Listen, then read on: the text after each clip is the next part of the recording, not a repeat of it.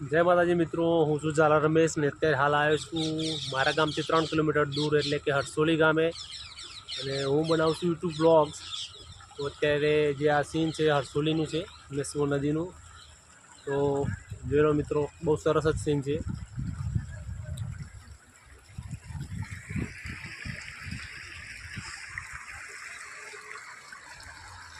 बारे मास आ रीतनुं अहींया पाणी वहेतुं ज रहे छे।